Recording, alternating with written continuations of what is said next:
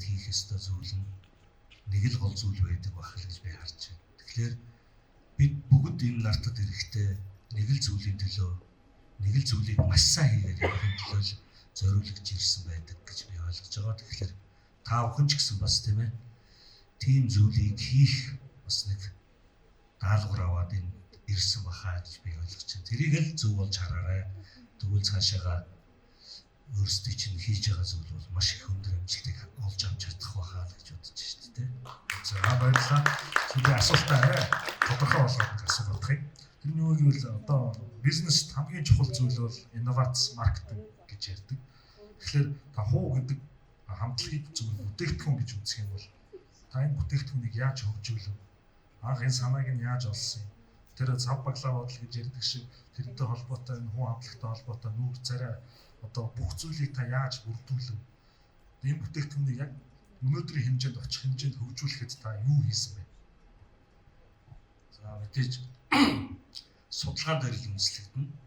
Эхлээд санаа байх хэрэгтэй. Гэхдээ тэр санаа яг төгс байна уу гэхээр төгс биш. Зүгээр л үндэснийхээ одоо өвөг дээдсээс өвлж ирсэн энэ өв соёл энэ зүйлрүүл илүү их анзаарч харсан зүйл. Бид яг ингээд урагшаага харах хэрэгтэй гэж дандаа хардаг, ярьдаг тийм ээ. Одоо хөгжил ийшээ явж штэ. Бид нар ийшээ л харъя л да. Одоо ийшээ харж яах юм бэ? Facebook янз бүрийн зүйлээр одоо маш их жиргээ явуулдаг л да янз бүрээр. Гэхдээ бид нар эргээ заавал харах хэрэгтэй юм байна лээ гэж би дахиад хэлмээр байна. Эргээ заавал харах хэрэгтэй. Би бол урагшаа хараад л одоо энэ рок поп урлагт 30 хэдэн жил явчихлаа шүү дээ. Тэгээд миний хийсэн юм төрөний хилдэг нөгөө сурдаг гэдэг л хугацаа байсан. Хоёрдугаарт бид нар маш их зүйлийг сурсан мөртлөө гадны маш их зүйлийг Монгол зүгээр л өөрсдөөсөө мөнгө гаргаж байгаа дүн төлбөрөөр сурчилсан тийм ажлыг л хийсэн байна лээ гэж би бас нэг дүгнэлт гаргасан. Сурж байгаа нь өөрөө маш зөв. Тэгэхдээ энийг эргүүлээд буцаагаад бараа болгоод тавих ажил нь бидрээс өөрсдөөс шалтгаалж байгаа. Бид нар зөвхөн урагшаа хараа яваад болох.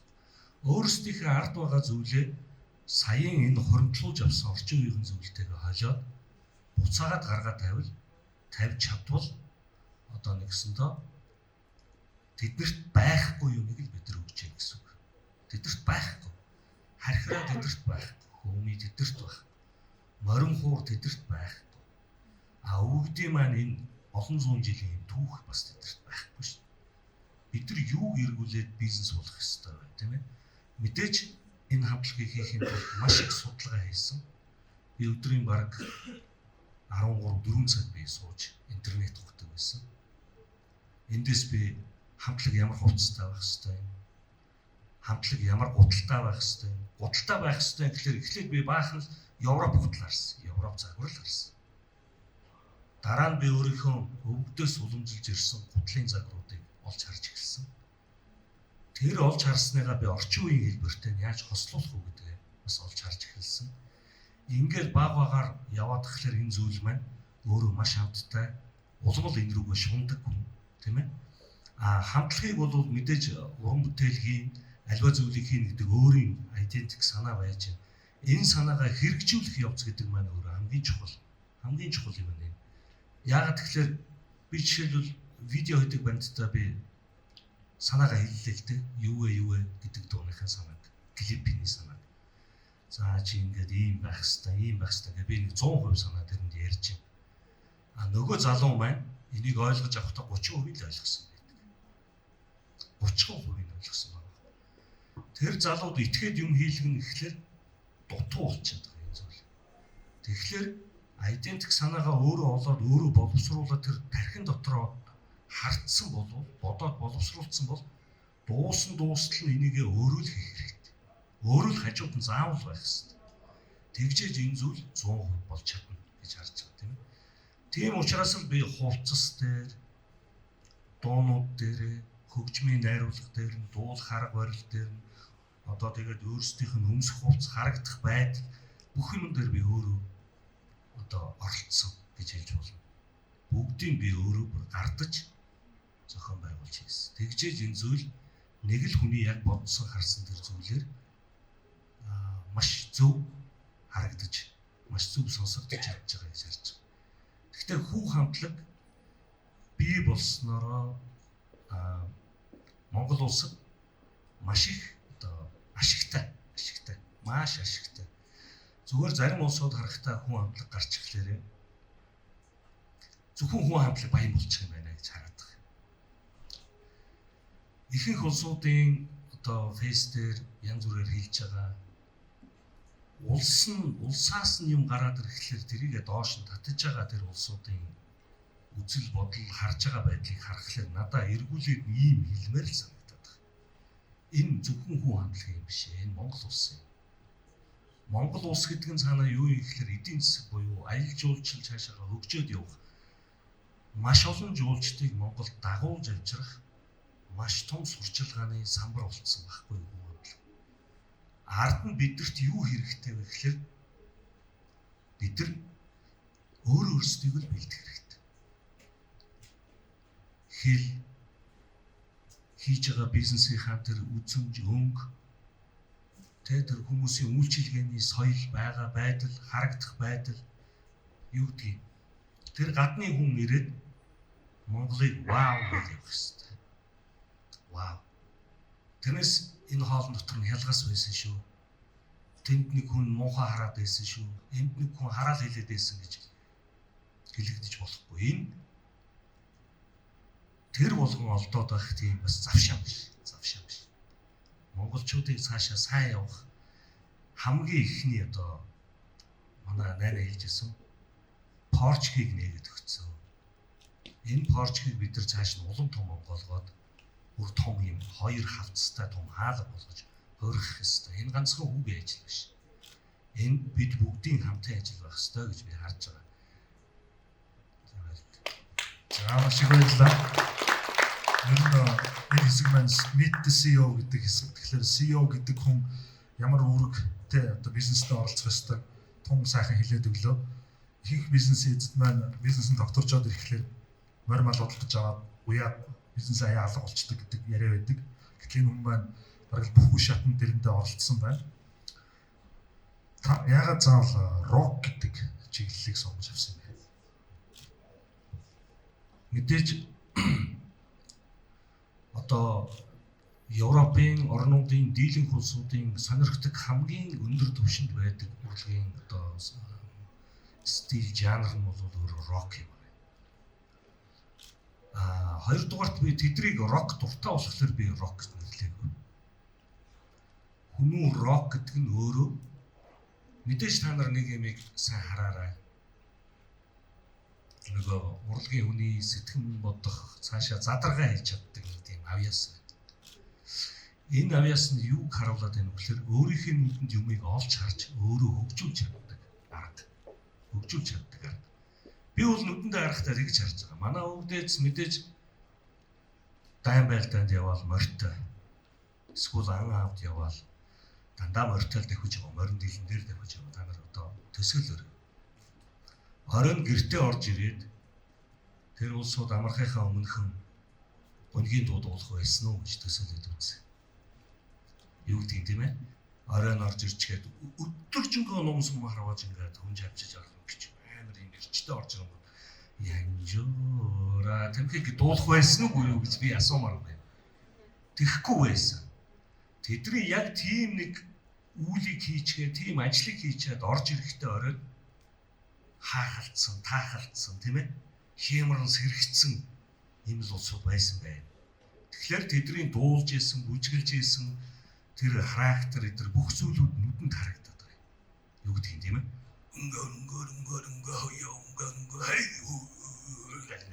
Нэг ийм л характер харагдаад байгаа байхгүй. Тэгтэл энэ өөрөө рок. Яагаад би хүн рок гэд нэрлэх болцсон бэ гэхээр энийг би ингээд судлаад явсан юм л да. Товшуур гээд манай тэр одоо өвөг дээдсээ маань хэрэгэлдэг хоёр утастай хөгжим байна. Гадныхан бол энийг Монголын гитар гэж нэрлэж байгаа. Гэтэл энэ хөгжим хизээ үүссэн болоо гэд би ингээ ухаа судлаад байсан чинь морин хураас өмнө хүний үед үүссэн хөгжим. Тэгтэл би дараа нэг юмыг бас дахиад бодож ирсэн. За энэ хөгжим ямар хөгтэй байсан юм болоо гэж. Одоо бол морин хуур товшуур хоёрын хөгжим кварт буюу квинт гэдэг үгээр одоо бол төвлөгдөж байна. Тэгэхээр тэр үед товшуур гэдэг хөгжим үнэн үед кварт буюу квинт гэдэг үгээр хөглөгддөг байжээ гэж. Гэтэл кварт буюу квинт гэдэг үг нь өөрөө ямар учиртай хөг юм бэ гэхээр яг одоо орчин үеийн цагт тоглоод байгаа гол рок хөг нь кварт буюу квинт багтав. Гэтэл бүр хүнүү үед манай өвөг дээдэс рок хөгийг зохиоцсон байжээ гэдэг дүгнэлт гарч ирж байгаа. Тэгэхээр би товшуур тэр үед үүссэн тэгээд кварт буюу квинт гэдэг үгээр хөглөгддөг байсан гэдэг нь үүднээс нь хараад үзэхлээр энэ өөрөө хүнүү рок гэдэг үеэсээ эхлээд хүнүү гэдгээсээ эхлээд хүнүү рок гэдэг урсгал гэд нэрлээд явбал зөв юм байна гэдэг ийм одоо дүгнэлтэнд төрсэн. Мэдээж хархираа, шахаа, хөөми гэдэг дуулалтуудын арга техникүүд нь багалзуураа ингэ шахаж ээж дуурдаг ийм техникүүд байдаг. Гэтэл YouTube дээрээс бид нар рок дуулалтын одоо энэ орчин цагт байгаа Европын рок дуулалтын техникүүдийг сонсохлоор яг л ижилхэн тэр хөвчин шахдаг техник байдаг байхгүй. Гэтэл өвөг дээдс маань тэр үед рок дуулалтыг бас хийцэн байжээ гэж. Яг энэ цаг хугацааны нөлөөнд манжийн дарал янз бүрийн одоо хавчигдмал байдлын үед энэ урлаг маань арчигдаад, мартагдаад нэг тийм одоо түрүүний хэллээд нэг хүрээд өгнөд гэж тийм ээ. Иймэрхүү өнгийн стилийн юм маш ихээр хятад өнгө аястай юм зүйлүүд маш ихээр орж ирсэн. Энэ одоо өөрөө тэр манжуудын хийсэн маш олон зуун жилийн тэр дарал бодлогын нөлөөнд байхгүй болж устсан ийм байдал харагдаж байгаа.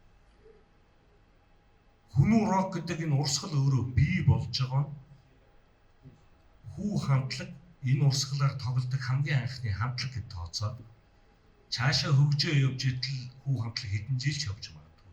Явж байгаад нэг өдөр байхгүй таарж магадгүй. Гэтэл яагаад би хүнүү рок урсгалыг байлгах гэдэг вэ? Яагаад гэвэл энэ олон зуун жил дэлхийн энэ янз бүрийн рок урсгалын дотор тусдаа бие даасан нэг монгол урсгал гээд дурсагдаад явж байгаа нь хамгийн чухал байна. Би энэний төлөө л хүнүү рок гэж одоо зарлж хийж байгаа. Гэхдээ энэ хүнүү рок урсгал маань өөрийн гэсэн хөгтэй, өөрийн гэсэн бүр тусгай тоглох арга барилтай, өөрийн гэсэн дуулах хэв маягтай, тийм ээ? Өөрийн гэсэн дууралт тембертэй. Яг л нэг энэ тэнгэрээс нэг хүн хөшигний цаанаас, үүлний цаанаас юм хилээд байгаа юм шиг. Аянга цахилаад нүргэлээд байгаа юм шиг. Ийм нэг өнгө тембер бий болж чадсан учраас энэ гадныхны анхаарлыг маш их татж байгаа. Энүүгээрээ бид нар цаашаага хүнүү рок гэдэг урсгалаа бий болгож чадж байгаа. Явсан дээр гэж би бодож байгаа. Тэгэхдээ хүнүү рок урсгалыг бий болгож байгаагаа шалтгаан энэ урсгалаар тоглодог хамтлагууд ирээдүйд маш олноор бий болох бах. Тэгжээж хүнүү рок урсгал хүлийн зөвшөөрөгдөнө. Энэ олон хамтлагууд бий болох гол үндэслэл нь юу юм бэ? Монголд ирж идэр хархираа буюу шахаа хоомыг сурч эхэлнэ.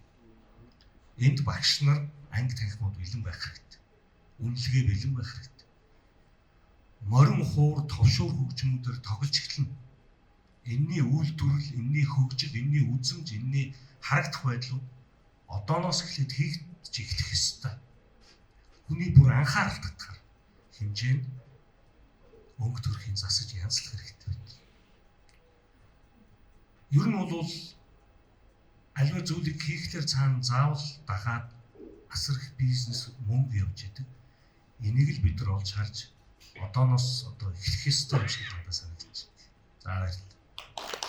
За баярлалаа. Тэр манай Наранзуу бас хэлсэн. Хуу хамтлагаар дамжуулж Монгол гэж юу юм бэ гэж бодох хүмүүс тэр гадаадад маш олон бий болцсон байна. Тэгээ харахад нь Монголд нь юу яаж явах ёстой бэ гэдгийг одоо хөрөнгө оруулагч үндэстэн гэдэг форумд оролцсон та бүхэн зүгээр нэг цаг нөхцөл ирээгүй байх. Эндээс бизнесийн санаа олох гэж өөрсдийнхөө санхүүгийн бие даасан байдлыг илүү баттай болгох гэж энд ирсэн байгаа байх.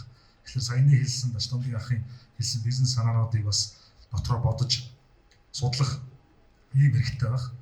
За дараагийн асуулт маань та 11-7 гэдэг компаниг мэддэг байгаад тэднэртэй хамтран ажиллах одоо тэр дэд бүтц гэдэг юм уу зарчмыг судалчаад энэ хуу гэдэг хамтлагаа одоо хөгжүүлсэн үү? Энэ гинтийн зүйл байсан. Энэ бол гинтийн зүйл, мэдээж гинтийн зүйл. Хүний анхаарлыг татах хүн анзаараад харах тэрийг ингэж шохорхож үзэх хэмжээнд юм хийн гэдэг бол мэдээж маш их судалгаа, маш их цаг шаардлагатай. Тэрийг олж харсан байх гэсэн. Би бол зүгээр энэ дэлхийд дараа цаашаага ийм хэмжээнд, ийм өндөр хэмжээнд явчихна гэж тооцоолоо. Зүгээр л ямар ч байсан энэ гадныхан таалагдана гэдгийг бол мэдчихсэн. Таалагдана гэдгийг бол баталгаатай байсан. Тийм л учраас гаргаж тавьсан учраас 11-7 Music компанид эндээс олж харсан хэрэг. Тэгээд өөрсдөө бидэрт хамтарч ажиллая гэдэг саналаа оруулж ирсэн. Тэгээд бид нэр гэрээ контракт дээр бол маш сайн ажилласан. Мэдээж хуулийн компани ашигласан. Мэдээж одоо Who Music Inc гэж Америкт тусдаа компани бид нар өөрсдөө байгуулсан. Энэ компани дотор өөрийн гэсэн санхүүж байгаа, Америк санхүүж. Өөрийн гэсэн Америк lawyer байгаа. Хөнгөлөг шүүгч. Өөрийн гэсэн нэг Америк, нэг Монгол хоёр менежер байна. Тэгээ эдгээр улсууд маань хүү хамтлагийн өмнөөс бүх зүйлийг цаад компаниудад одоо хариуцаж толгойд шийдэж авч явж байгаа. Ямар гэрээ байгуулагдах уу? Бидний эрхийг хамгаалсан, бидний одоо аюулгүй байдлыг хамгаалсан гэрээнүүдийг манай лойер бидний өмнөөс хийж байгаа. Тийм учраас энд айх, сандрах зүйл байхгүй болчихж байгаа. Тэр компанийн тантай уулзахдаа тэдний анхаарлыг анх юу татсан гэж танд хэлсэн бэ? Мэдээж энэ урд өмнө тэдэрт бүр сонсож байгаагүй маш сонин зүйл байсан учраас л анхаарсан. Маш сонин зүйл. Одоо болтол хүмүүс хүү хамтлагийн дууг жишээлбэл одоо Америкийн нэг эмэгтэй хүн байна. Маш өндөр настай. Тэгтээ тэр хүн за одоо миний амьдрал ингээд дууссан юм байна. Одоо ингэж хоёр хооронд амьдарч байснаас өөрийгөө хорлолчих гэж бодож байсан гинэ. Тэгээ байж идэл хүү хамтлагийн дууг олж сонсоод үгүй эн чинь юу болоод байна? Би юу өөрийгөө хорлох тухай яриад бодоод яваад байсан байна. Би цаашаа амьдрах хэрэгтэй юм байна. Энэ хүү хамтлагийн дуу надад маш их өөр зүйлийг авчирч өглөө. Одоо бол би өөрийнхөө энэ нартад амьдраад дуус хүртэлх юм насаа ганцхан хүү хамтлагт бүх амьдралаа зориулна гэдэг. Яг энэ мэтлэнгээр та нар тэр доор комментуудыг маш олон уншаарай. Энэ дотор л тэр хүмүүсийн бүх санаа, бүх сэтгэл энэ хүмүүсийг өөрсдийг ингэж хүчрэх болгож байгаа, зоригжуулж байгаа юм зүйл байгаа. Энэс хоошоо энэ хүү хамтлагийг гарснаас хоошоо ер нь бол фэн клуб маш олноор байгуулагдсан. Бараг 20-од фэн клуб байгуулагдчихсан тийм дэлхийд. За Who is the Who гэдэг нэртэй кафе ярилцлага өглөө болгон болдог болсон байна. Тийм ээ. Тэн дээр хүү хамтлаг бидэрт юу өгсөн бэ? Хүү хамтлаг бидэрт ямар одоо мэдрэмжийг төрүүлж байгаа вэ гэх мэтлэн маш олон талаас нь маш олон янзын ярилцлагуудыг явуулдаг болсон байна. Бид аливаа зүйлийг харахтаа өнгөцгөн хараад тэрэнд итгэл их багтай байдг юм байна. Ер нь хүмүүс монголчууд бид өөрсдийгөө л ярих хэрэгтэй хамгийн түрүүнд. Аливаа зүйлд үнэн сэтгэлээсээ дурлж чаддгүй энэ байдал, үнэнч байж чаддгүй энэ зан чанар маань өөрөө шинэ гарч ирж байгаа зүйлд үнэлт өгнөлтийг өгч чаддгүй, тэрийг олж харж чаддгүй, анзаарч чаддгүй юм болгочдөг юм байна. Би бол эндээс ерөөсөө нэг ийм хоёр ялгааг л олж харсан.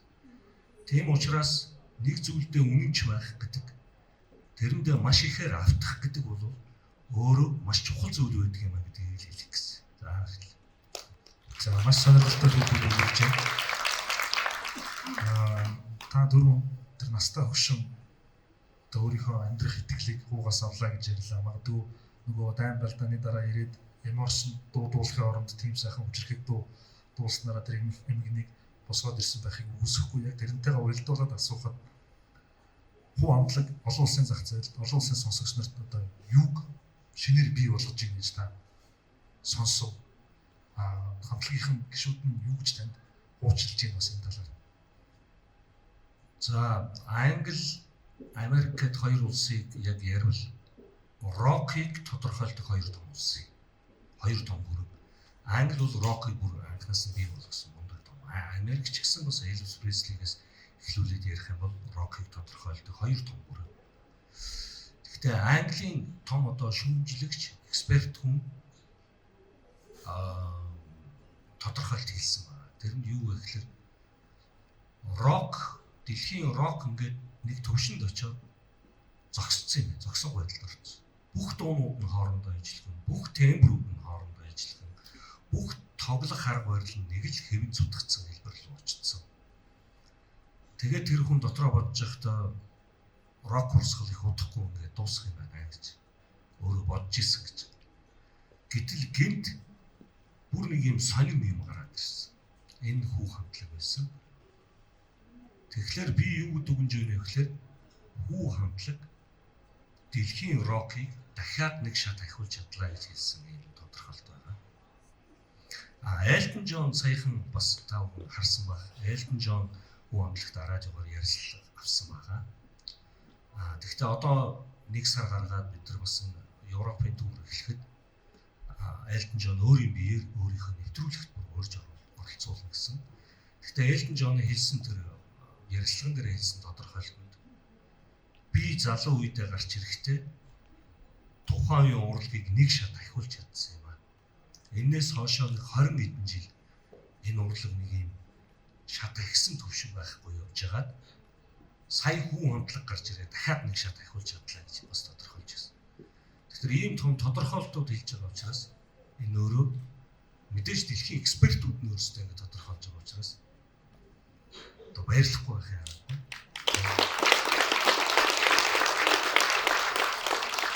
За баярлалаа.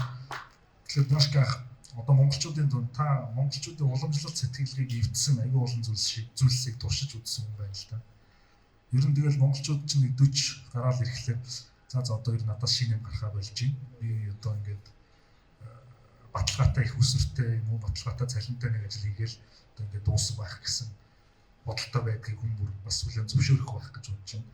Та түрүүн хэллээ хэдийгээр би олон CD гаргасан, олон дуу зохиосон, олон шавнартай болсон ч миний хүн болж төрсний гавьяа бол хуу хамтлаг юм байна. Гэхдээ миний бодлоор хуу бол зүгээр эхнийх нь байх гэж бодож байна. Би танаас асуухад та ийм гайхамшиг таны насны дээр ирнэ гэж бодож ирсэн үү? Ирсний дараа та насыг ирнэ үү гэж бодох вэ? Мэдээж тэгж бодож байгаагүй. Зүгээр л юмаа хийж ирсэн. Тэ.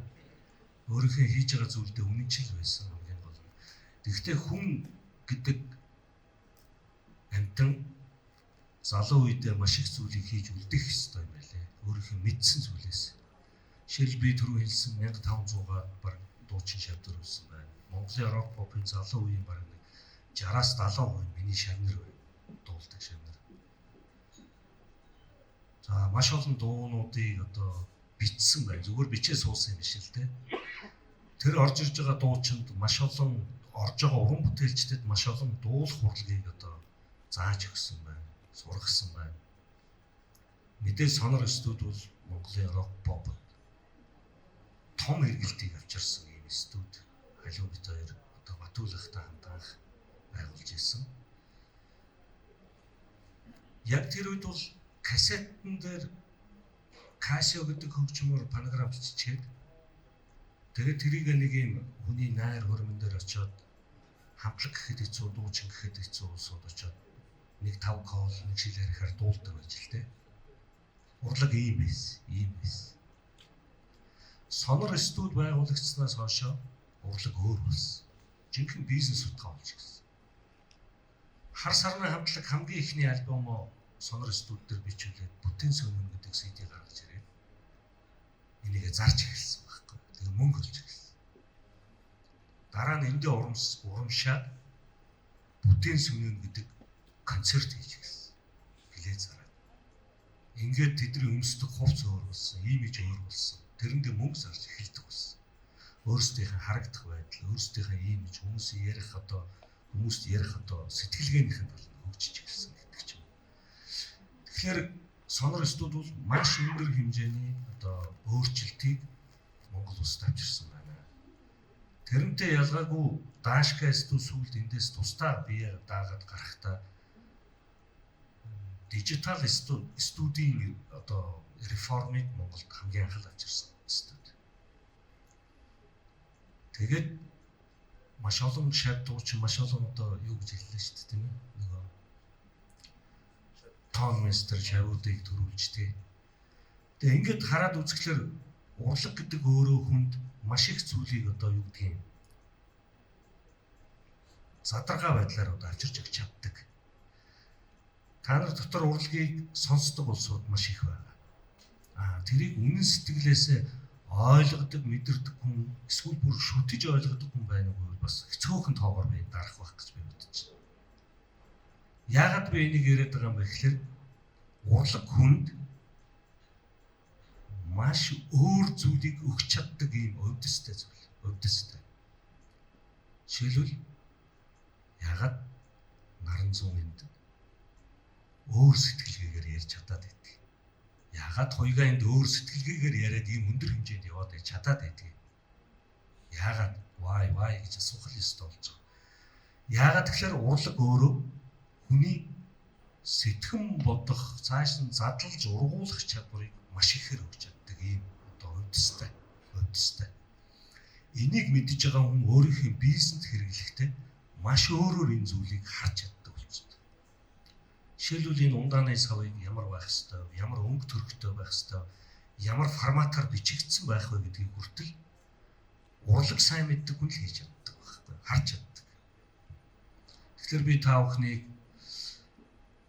урлаг төшөө илүү их шунаасаа гэж хүсмээр байна. Тэгжээж л амжилтыг олж авах байх гэж харж байна. За баярлалаа. Дэлхийн том креатив агентлагууд ерөөсө хоёр хүн дээр л тогтдог гэсэн. Нэг нь креатив директор, нөгөөх нь копирайтер гэдэг хоёр хүн дээр тогтдог. Тэгэхээр креатив директор хүн бол саяны Даашкаахын хэлдэг усны бүх зүйлсийг одоо шийддэг хүн байх нь. За үүнтэй холбоотойгоор хэдийгээр та түрүүн хальт одоо товч дурдсан ч гэсэн хуу гэдэг брендийг та үүсгэхдээ задаргаа гэдэг утгаас нь харах юм бол нэгдүгээрт, хоёрдугаарт энд байгаа хүмүүс маань тодорхой хэмжээгээр бизнесийн болон одоо санаа хайж цуглуулж байгаа гэж үзэх юм бол хуу гэдэг брэнд дээр үндэслээд ямар бизнес хөгжих боломж монголчуудад байна вэ? За мэдээж 11 Music бол борлуулах, цааш нь зарах бүх эрхийг бол өөр дээр авсан байна. Тийм болохоор 11 Music-тэй гэрээ байгуулад хамтраад тэднийхээс одоо нэгсэндээ яах ёстой вэ гэхээр лайсенс худалдаж авах ёстой болж тарж байгаа. Лайсенс. Хүү гэдэг нэрийг тэд худалдаж байгаа. Энэ лайсенс өөрөө цаашаа ямар учиртай вэ гэхээр зөвхөн нэг брэнд дээр зөвхөн хүү гэдэг усыг зарахын тулд нэг лайсенс байдаг. Зөвхөн подолк гэдэг энэ зүйлийг зарахын тулд бас дахиад тусдаа нэг лайсенс байдаг. Тийм ээ? Бүх төрөл дээр нэг лайсенс байгаа. Гэхдээ тэр лайсенсыг жоох үнэтэй тэр лайсенсыг авцсан байхад насаараа энийг борлуулах хэрэг нэгддэг. Ийм л одоо давуу чанартай. Мэдээж одоо та бүхэн сайн мэднэ. Queen Beatles гэдэг одоо хамтлагууд одоо бараг байхгүй болчихлоо шүү дээ. Гэхдээ одоо л юм зарагдж идэг. Энэний тэр лайсенсыг авсан компаниуд нь одоо л тэрийг зарж идэг ийм эрхтэй байдаг тийм. Ийм эрх нь нэгж өгдөг. Зүгээр Монголд бол хүү гэдэг нэрийг одоо хүү гэдэг нэр маань өөрөө Монголд маш их жуулчныг авчирна гэдэг ихтэл би бол итгэлтэй байна. Тэгэхдээ 11 Music-тэй гэрээ контракт хийгээд цаашаа явж чадах юм бол бизнесээ өшөө хөргөжүүлэх болцоо нь бас харагдаж байгаа. Мэдээж T-shirt, янз бүрийн өөрсдөө энтэй холбоотой мөнгө дарахны ажлууд байгаа. Гэхдээ энийг бид нар маш орчин үеийг хэлбэр төгс рүү оруулж хүний анхаарал татгаар хэмжээнд маш чанарлаг хэмжээнд хийх хэрэгтэй. Бид зүгээр мөнгө олохын тулд байж болохгүй. Маш удаан хугацаанд мөнгө оршихын тулд л байх хэрэгтэй гэж би хэлмээр. За. Одоо хоёрхан асуулт хэлсэн байна. Та түрүү хэллээ маш олон дуучдыг төрүүлсэн, том местрүүдийг төрүүллээ гэж. Монголд нэг хэцүү байдгүй юм нэг зохиогчийн эрхийг хамгаалах, оюуны өмчийг хамгаалах гэдэг зүйл байдаг. Та энэ тал дээр ямар одоо бодолтой явдаг вэ? Нэгдүгээр, хоёрдугаар та олон улсад брэнд гаргачлаа. Тэнд яаж ажилтдаг юм бол энэ систем? Мэдээж олон улсад бол оюуны өмч гэдэг зүйл бол хамгийн өндөр түвшинд байдаг зүйл. Мэдээж энэ бүсгүй үндэсний ард тал цоошин нэг юм шин санаа гаргаж болно л доо. Энэ өөрөө оюуны өмч байх хэрэгтэй. Угсаа гаргацсан бүсгүй энэ өөрөө сууж байна. Сууж байгаа юм. За. Би зүгээр Маяра гэдэг брендийн бүсгэн байгуул. Тэгэхээр энэ их сони юм л да. Хүү амтлаг гарснаас хойшоо асар олон улсууд над дээр ирж өөрсдөө бүр уулзаж танаа дууг би 20 секунд хэрэглэх гэсэн юм аа. Та зөвшөөрлөг өгөөч гэж ирж ирсэн. Тэгээд нэг хэсэг айгуу тийм давлгаа сайтай явлаа л да. Тэгжсэн сүүл рүүгээ ингээ байхгүй болсон. Гэтэл энэ хүний нүдэнд харагддаггүй бараа юм л да. Лангуун дээр байж харагддаггүй бараа. Манай саран туяа дуучин бүхэн өргөнд нэг тоглолтоо хийх гээд байж хат нэг олон уулздаггүй юм аа нэг найз нь ирсэн юм байна. За миний найз тоглолтоо хийх гэж байна. Өгшөндөө нэг өрлөг өгч ярэ гэж л те. Тэгтэл сараа ингэж эргүүлж харснаа найз нь маргаас чиний дэлгүүрээс очиод нэг авдар наран цэцгийн тус аван шүү. За юу гэсэн чинь гүгэд гараа явцсан гэж. Тэгэхээр энэ өөрөө үнэтэй зүйл байхгүй. Үнэтэй. Би энийг хийхин тулд маш их мөнгө зарсан. Энийг хийхин тулд би маш их нэрв, цаг хугацаа, өөрийнхөө нойр хоолыг хасаж одоо цаг цаваа зарсан. Энэ үнэтэй хүнд харагдах. Талбай дээр буюу янз бүрийн одоо баар зэнгэний газар, янз бүрийн албан байгууллагын одоо нээлт арга хэмжээ янз бүрийн юм дээр хэрэгжилж байна. Тэгвэл тэд нар хэрэгжилж байгаа баруун дотор юу явдаг вэ гэхээр ийм чанга хэрэгц хэрэглэхээ мартдаггүй тэд нар. Тэрэндээ мөнгө төлдөг байхгүй баталгаа таав. Мөнгөний нөгөөлбөр албан байгууллагт нөгдөг. Энд нэг хэдэн бүжигчин гараад ирэхлээр баталгаатай мөнгөний нөгөн. Тэгснээр тэр дугарч байгаа хөгжмөнд нэгч төгрөг төсвөлдөг байхгүй. Маш шудраг бус байна. Гадны улсууд би эхний хоёр дуугаа Bandcamp гэдэг интернет сайт дээр тавиад заруулсан. Би өөрөө санаачлаа заруулахгүй. Энэ 11 сартай холбогддог байх та. Нэг 3-4 сар. 99 центэлтэй нэг дуу. Тэгээд тавьсан чинь хүмүүс асар ихээр авч байна. Тэгвэл тэд нар ямар үнээр авсан бэ гэхээр $50, $5, $100, зарим нь бүр $1000-оор нэг дуу хүртэл авсан. Тэгвэл дор нь өөрөөсөө сэтгэлдээ битсэн байсан. Юу гэсэн бэ гэхээр би энэ хамтлагийг бити тарчаасаа гэж хүсэж байна. Би энэ хамтлагийг дахиад маш олон гоё уран бүтээл хийгээсэй гэж хүсэж байна. Тэгээд би энэ дууг ийм өндөр үнээр худалдаж авлаа шүү. Энэ мөнгийг тэр уран бүтээлдээ зориулаарай гэж хүссэн. Бид нар цаашаага энэ үйл ажиллагаагаа явуулах эргэлтийн хөрөнгөтэй байх хэрэгтэй. Тэгж чадахгүй бол бид нар эргэл сүрч байхгүй болж. Манайхны нэг тийм сан чанар байдаг. Нэг юм гараад ирэхлээр л хурман дээр ирээд дуулаад өгч. Тэр нээлтийн арга хэмжээнд дээр ирээд дуулаад өгч. Ямар учиртай яах юм гэхээр яхаа зүгээр ингээд та нарт хэрэгтэй шүү дээ өнгөд болчих. Хурман дээр яхтай ямар үнэтэй юм бэ? 500 мянга багт болно шүү дээ. Их мэтлэн тийм. Ингиж гიშгэж өмнөөс 10 бид гурав ярьж ирсэн. Одоо жишээлбэл аялын тоглолт хийгээл явж байгаа нөгөө хүн амтлахын байна. Тэгэл автобусанд явж байгаа. Гэтэл тэд нар ингээд цөөвөн идж байгаа зураг ч юм уу оруулах юм бол одоо Монголд нэг цөөвөнгийн ресторан ч юм уу тэрэн дээр дөрвөлөд өөрсдийнхөө бүтээгдэхүүнийг бас борлуулах боломж өгнө гэсэн тийм бүтээгдэхүүн байршуулалт хүртэл хийх эрхийг асууж иж авах хэрэгтэй. Юу н асууж иж явна. За миний сүүлчийн асуулт. Дараагийн хуу төрөх гэж байгаа юу? За хуу гэдгийг би яг нэр нь брендэр нь биш. Яг та энийг ингээд бүгдээ сайхан одоо хүүхдээр ярих юм бол бий болгоод төрүүлээд өсгөөд хөлд оруулаад ингээд дараагийн үеийн шилжүүлсэн байна шүү дээ. Тэгэхээр тэр процессыг та биеэрээ бий болгосон хүний хувьд дараагийн хүүхдийг өсгөх бол одоо тиймч өмнөхтэйгээ харьцуулахад бол арай л амар хялбар байх байлгүй. Яг бүтээгдэхүүн хөгжүүлэлт талаас. Тэгэхээр таны дараагийн төлөвлөгөө юу вэ? Танд хөрөнгө оруулагч хэрэгтэй байгаа юу? За миний бодол бол арай жоох эсрэг байгаад байгаа. Жишээлбэл Монголд алтан уурга гэж хамтлаг та бүхэн бүгдээрээ мэднэ. Маш зөв гарч ирсэн хамтлаг байхгүй юу? Маш шинэлэг байдлаар, маш шинэ өнгө төрхтэй, маш шинэ тоглох арга барилтай гарч ирсэн. Гэхдээ бид нар нэг юм 4 юм уу 5 залуу байхгүй юу? Хүмүүсгүйтэйгээ нийлээл. Гэтэл дараа нь яг энийг дуурайсан ямар ч бодлого байхгүй, ямар ч одоо төлөвлөлт байхгүй ийм хамтлагууд маш ихээр төрж эхэлсэн. Тэд нар юу гэж харсан байх гэхээр зөвхөн ингэж яваад мөнгө олчих болох юм байна л гэж зөвхөн харсан байхгүй юу? Өөр юм хараагүй. Алтан уурга нь бол яг уран бүтээл талаас нь харсан байна. Шинжил талаас нь харсан. Арайхан хамтлагууд бүгд зөвхөн мөнгө олох сонирхлын үүднээс л харсан. Би юу гэж хэлэх гээд байна вэ гэхээр энэ өөрөө маш хортой. Алтан уурга хамтлагыг байхгүй болгоцсон байхгүй. Эдгээр зүйлүүд. Эдгээр нь болохгүй юм айгүй их хийцсэн байхгүй. Хутгаа завааруулаад ингээд бүр юу ч болгоод тэгээ алтан уурга хамтлагийн жинхэнэ гаргаж ирсэн тэр уран бүтээл цаашаа гадар маш урт удаан хугацаанд яг энэ өнгө төрхөө бариад явах байсан зүйл нь өгүүлсэн.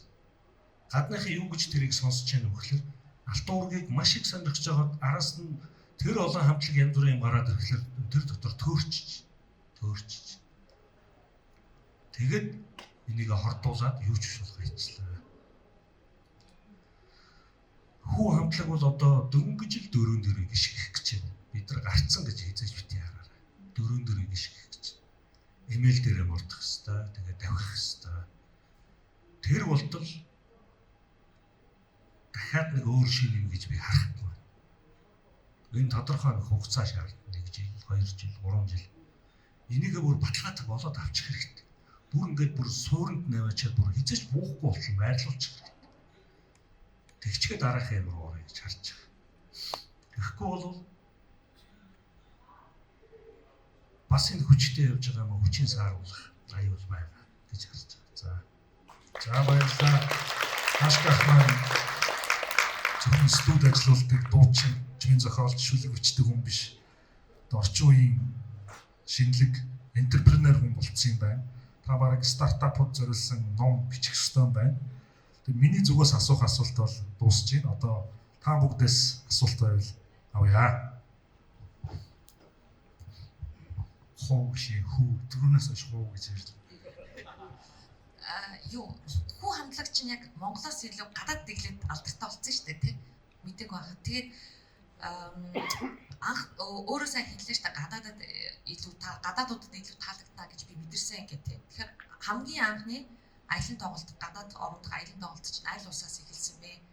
Өөрснөө зарлаад авч утсан уу? Өргөцсөн уу? Тэгээд хүү хамтлагийн дараагийн клипийг гаргах вэ? За эхлээд бүгдийг би өөрөө хийжсэн. Facebook-ийн ажлуудыг өөрөө хийн, шинжэнгөө суугаад яг хүн унтдаг үеэр тэд нар чинь сэрээр бууж гिचдэг. Бүх хариултыг би өөрөө өгдөг. YouTube дээрх бүх комментуудыг бүгдийг уншина. Ямар хамтлаг байна, яаж хийж байна. Тэгээ байж л янз бүрийн захианууд орж ирнэ л дээ. Туркэд ирээ тоглооч. Америкт ирээ тоглооч, Оросд ирээ тоглооч. Бараг одоо Москвад бол бараг 5-6 тоглолт гарч ирсэн. Би ганцаархтай байсан. Би яахаа мэдэхгүй. Ямар үн хэлэхээ мэдэхгүй. Яаж явахаа мэдэхгүй. Зардлаа яаж зохион байгуулахаа мэдэхгүй. Бас л та хэцүү.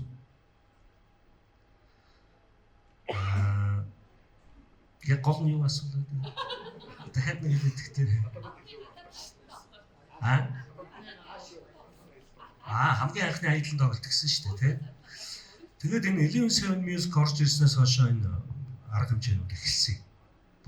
Тэд нар ч бүх одоо хаана оч тоглох бүх бүхнгүүдийг бүх одоо тоглолтын дарааллыг тэд нар өөрсдөө контакттай учраас гаргаад шууд хийгээд явсан. Хамгийн ихний тоглолт бол одоо дэлхийн хамгийн алдартай шоу болох Rock and Ring гэдэг шоу байсан. Хамгийн ихний гаралт нь тэр шоунд дээр өглөөний 11 цагт байсан. Бид нар бол маш их сандарсан. Талбай дээр нэг ч хүн байгаагүй. Тайзан дээр гарах гэж яг цагаа хүлээгээд байж идэл. 20-30 минутын дотор пик дөрөв болсон тэр талбай. 60-70 мянган. Тийм хурдан цугладаг.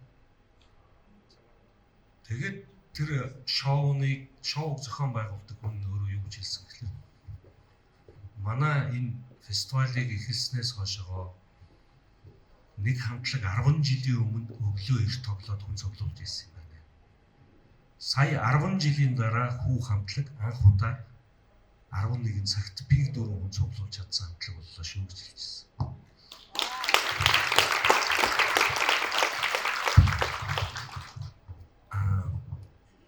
Тэгээд юу гэлээ нөгөө ярианаас хадуураад ингэ явчихад байгаа. Өөр юм ярихлаарэ.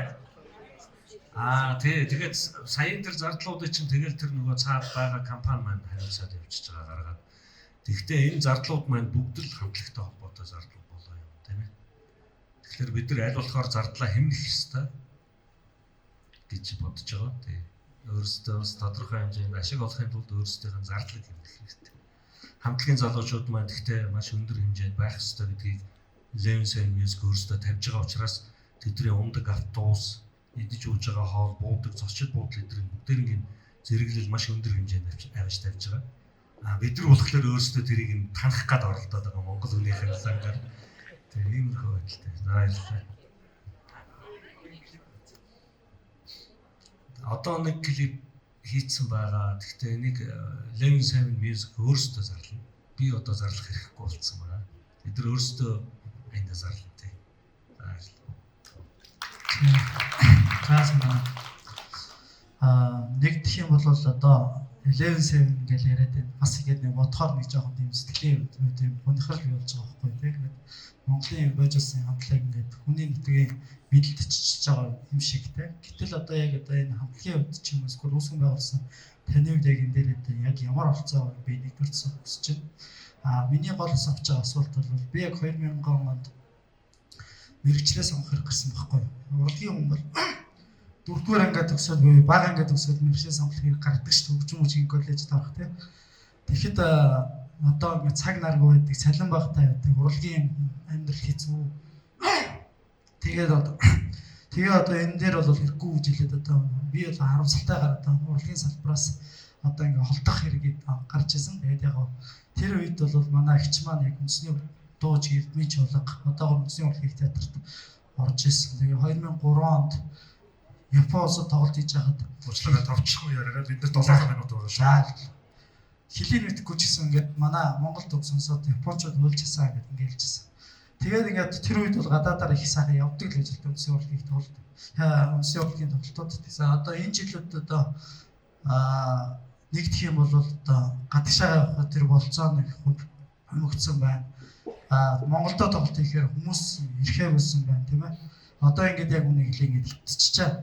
Тэгэхээр энэ үндэсний урлагийн цаашдын хөгжлийг одоо та ямар байдалтай харж байна вэ? Одоо магадгүй уг нь бол одоо энэ менежмент хувьд одоо тань шиг хүмүүс одоо энэ үндэсний урлагийг авч яваасаа гэж ингэж хүсэж байгаа учраас би бас энэ асуултыг танаас асуух хүсэж байна.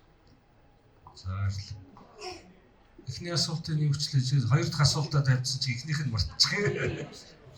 Харамсаж байна уу? Eleven Seven Music тийм. Би бол харамсахгүй байна. Яг тэгэхээр манай Монгол ийм одоо тогтолцоо бүрэлдээгүй шүү дээ, байхгүй шүү дээ. Тэдний чинь давуу тал нь юу юм бэ гэхээр жишээлбэл BMI гэдэг одоо тэр нэг том компани байна л да. Манай одоо яг энэ Eleven Seven Music-тэй хамтарч ажиллаж байгаа том компани. Энэ компани дэлхийн 200 орнд салбартай байхгүй юу? Энэ чинь том сүлжээ шүү дээ. Энэ сүлжээг бий болгохын тулд тэд нар маш их ажилласан байна. Энэ сүлжээн дээр бид нар очиж ижил Монгол улсаас сурталчилж байгаа. Тэгэхээр энд харамсах юм ерөөсөө байхгүй. Харин бидэрт маш том өвөг хаалга нээгдэж байна. Тэгэхдээ бид нар эндээс суралцах хэрэгтэй. Би бол одоо суралцж байна. Ямар одоо технологиор, ямар арга барилаар яаж явдаг юм те. Энэ зүйл суралцж байгаа. Та нар ч гэсэн бас энэ тал дээр хэрвээ одоо хүсэж байгаа бол суралцж болох болцоо биш шүү гэж би хэлмээр байна те. За тэгээд мэдээж үндэсний урлагийг одоо илгээрээ хэвтчлээ гэж хэллээ л дээ. Зүгээр арайч хэвчгээгүй байх л да зүгээр. Гэхдээ шинжилэл заавал байх хэрэгтэй. Реформ шинжилэл. Ямар байх хэрэгтэй юм? Хит их уянгалуулаад байна уу гэсэн надад тийм бас хандлага байгаа даа. хитрхи их уянгалаг байна. Энэ нөөрөө цаашаага аливаа зүйлийг явахад нэг тэр нэг эмоц, эрч хүч, хүний анхаарлыг татах юм зүйл багасчаад байгаа юм шиг харагдаад. Тэгэхээр маш их одоо эрч хүчтэй ийм зүйлүүдийг, уран бүтээлүүдийг хийх тал дээр анхаарах хэрэгтэй байна гэж харж байна шүү дээ, тийм ээ.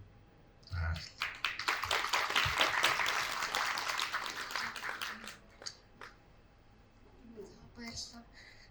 Таны шууд асуулт асууж байна. Одоо нөө Steve Jobs одоо чиний Apple-ийн утаснуудаа ингээд хувилбар гаргасан байдаг шүү дээ, тий.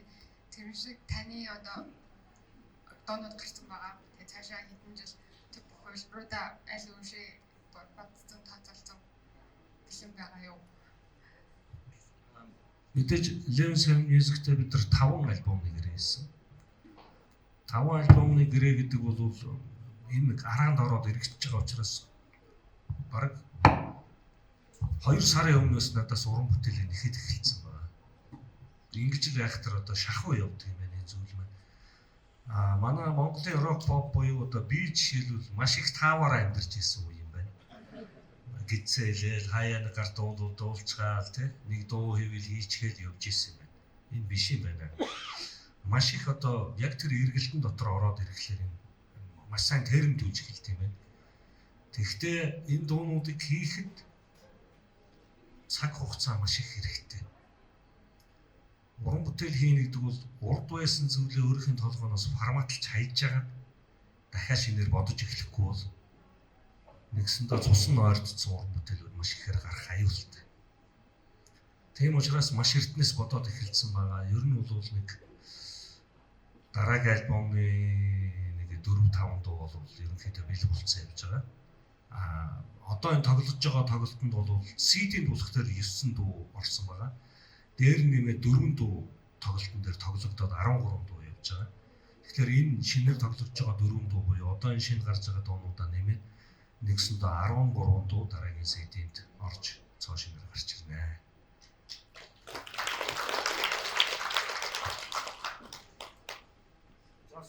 За, сайн байна уу? Тэгээд гадаад финүүдээр чинь монгол хэл сураад монголоор одоо дуулаад хүмүүлээд явж байна. Тэгэхээр монгол финүүдийн хувьд одоо хүүгийн хамтлаг одоо чинь гэх юм бол Темкагийн тоглолтыг төвшөрийг одоо тэр яг хөгжмийг би аваад одоо энгийн хүмүүс тоглохоор ингээд тоглож сурмаар юм. Тэгээд яг тим төвшөр одоо галхуур хизээ авах вэ? Яг энгийн хүмүүс хариулсан хөгжмүүд хизээ бэлэг болох вэ? Мэдээж одоо энэ хуурны загвар гэдэг юм уу, товшуурын загварч гэдэг юм уу, энэ зүйлүүд маань өөрөө бол тусдаа патенттэй явж байгаа. Үйлдвэрлэх патент ч гэсэн тусдаа байдаг. Гэхдээ шинжилэл авчирж байгаа зүйлнүүд хуурыг бол зүгээр чих толгойтой, гэхдээ үндсэн хэв маяг хэлбэр дүрсийг маш одоо өөрөөр хараад дахиад хийгээд иж болно л доо үйлдвэрлээд гаргаад товшуур эдрийг зүгээр үндсэн яг өөрсдийнх нь арьсан цар мартай гэдэг ч юм уу үндэсний хэлбэр маягаар бол агсар ихээр зарж байгаа шүү дээ. Үйлдвэрүүд хийгээ зарж байгаа. Тэндээс нь аваад өөртөө зориулаад яг гитар шиг хэлбэрт нь бас тодорхой хэмжээнд хөгжлийг нь оруулаад хийгээд явхад бол бүх юм нээлттэй байгаа. Зүгээр товшуур зааж өгдөг сургалт байна уу би одоохондоо сайн хэлж мэдэхгүй байна. Хуур заадаг сургалтууд бол асар ихээр биш шүү дээ. Харьхраа хоомны хуурыг заадаг сургалтууд. Гэхдээ эдрийн хөгжлийг бас нэлээд өндөр түвшин дахиад боловсруулж хүмүүс өөрсдөө гаргаж ирэхгүй бол нэлээд хуучин хэм маягаараа их удаан явж байгаа учраас энэ өөрөө амтгүй болчиход байна. Амтгүй болчиход. Тийм учраас амттай болох хэрэгтэй гэж хэлмээр байна те.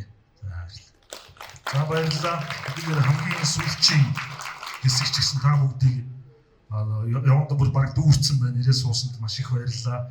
Энэ миний асуулт асуусан чадвартай биш. Наашка ахын хариулсан гоё хариулттай холбоотой байсан болов уу гэж бодож байна. Тэгэхээр энэ олон жилиг Наашка ах өөрөө мэдлэггүй ч гэсэн монголчуудад маш том наран зүүнний хэлснээр порчиг нээх хүртэлх ийм бүтээгдэхүүн бий болгосон Наашка ахтай баярлалаа. Бүх шүлгийн зохиосон, аян зохиосон, видео клипийн хийсэн одоо нэг дуучин цаваа өөрийнхөө зохиосон шүлгийг өөрөө дуулж өөрөө гитардна гэдэг шиг бүгдийг хийсэн ийм хүн биднэрт өөрийнхөө нөө хаваас хуваалцлаа. Энэ бол нэг урлагийн бүтээгдэхүүнийг гаргасан тухай түүх биш.